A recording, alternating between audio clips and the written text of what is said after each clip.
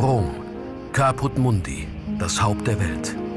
Keimzelle und Machtzentrum eines gewaltigen Reiches, dem Imperium Romanum. Eine Metropole, die wie keine zweite über Jahrhunderte hinweg den Anspruch erhob, Nabel und Zentrum der Welt zu sein. Roms Größe spiegelte sich in nie dagewesenen Monumenten. Auf dem Forum ließen sich siegreiche Feldherren feiern. Im Senat wurde Weltgeschichte geschrieben. Das Ende kam nach fast 1000 Jahren, schleichend. Kaiser Konstantin gründete ein zweites Rom, Konstantinopel im Osten. Das Forum Romanum stellt eine Meisterleistung der römischen Stadtplaner dar. Das einst prachtvolle Machtzentrum beeindruckt noch immer mit seinen aufragenden und umgestürzten Säulen und Mauerresten. Der Portikus des dem Gott Saturn geweihten Tempels trotzte den Stürmen der Geschichte. Der Titusbogen spannt sich über die Via Sacra. Der siegreiche Feldherr ließ sich seine Triumphe hier in Marmor verewigen. Für den Triumphzug des Feldherrn Konstantin, der siegreich vom Krieg gegen die Daker heimkehrte, ließ der Senat ein monumentales Tor errichten. Weil dafür wenig Zeit blieb, wurden kurzerhand die Reliefs und Figuren von anderen Bauwerken entwendet.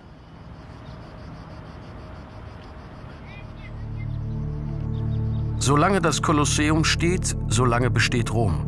Wenn das Kolosseum fällt, fällt auch Rom. Wenn Rom vergeht, vergeht auch die Welt, orakelte einst der heilige Venerabilis. Mit dem Christengott an ihrer Seite langten die neuen Machthaber die Päpste kräftig zu. Ab der Mitte des 15. Jahrhunderts ließen sie über 2500 Wagenladungen Baumaterial aus der antiken Arena für den Neubau des Petersdoms brechen. Als Sitz der Stadtregierung ist der Kapitolinische Hügel immer noch der wichtigste Ort der Stadt. Die Statuen von Castor und Pollux bewachen den Zugang. Auch sie tragen die Handschrift des genialen Meisters aus Florenz. Das sternförmige Pflaster umfasst die Reiterstatue Mark Aurels im Zentrum vor dem Senatorenpalast. Der Kaiser im Mittelpunkt der Sonne und des Universums. Ein Selbstverständnis, das die Päpste später übernahmen. In den seitlichen Gebäudeflügeln sind heute die Kunstschätze der kapitolinischen Museen untergebracht. Das neue Machtzentrum der Kirche sollte eindrucksvoll den Einfluss der Christenheit demonstrieren.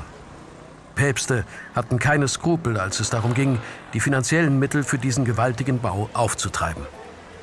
Betritt man die Piazza San Pietro, den Petersplatz, verlässt man italienischen Boden und tritt ein in das kleinste autonome Staatsgebiet der Erde.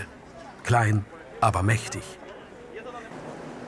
Wer in das riesige Kirchenschiff der Papstresidenz eintritt, mag an die Worte Schillers denken: Ein wahrhaft Reich der Himmel ist sein Haus, denn nicht von dieser Welt sind seine Formen. Michelangelos mächtige Kuppel zieht den Blick himmelwärts. Deckenhöhe 119 Meter. Auf schwarzen, gedrehten Säulen spannt sich der Papstaltar über der Confessio, dem Grab des heiligen Petrus. Mit 29 Metern hat der Altar die Höhe eines 10-stöckigen Hauses. Rechts, gleich neben dem Eingang, die Pietà von Michelangelo. Ein Meisterwerk, geschaffen von einem gerade 23 Jahre alten Genie. Das jugendliche, fast alterslose Gesicht der Maria. Ein berührender Anblick. Maria trauert um ihren toten Sohn. La Pietà. Der Blick von der Kuppel lohnt den Aufstieg. Mit dem Petersplatz schuf der großartige Bernini ein städtebauliches Meisterwerk. Von der Höhe segnen Jesus und die Apostel. Damit nun endlich zur berühmtesten Freitreppe der Welt, der Spanischen Treppe.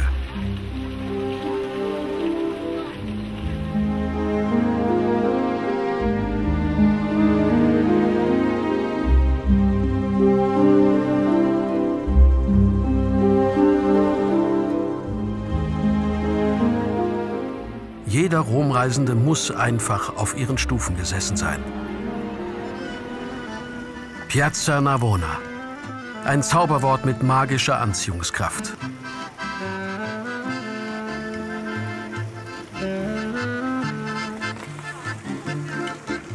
Das barocke Wohnzimmer der Römer wird durch 3 prächtige Wasserspiele belebt. In der Mitte dominiert die Fonta dei Fiumi, der 4-Ströme-Brunnen.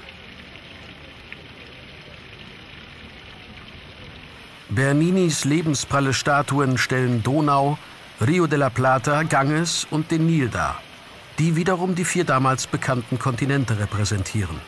Australien war zu jener Zeit von den europäischen Weltumseglern noch nicht entdeckt. Die Piazza della Rotonda ist ein weiterer Platz in der Altstadt. Er zwingt förmlich zum Verweilen, Schauen, Wirken lassen. Hier ziehen keine großen Paläste die Blicke auf sich, dann schon eher der schlichte, aber massige Rundbau des Pantheon.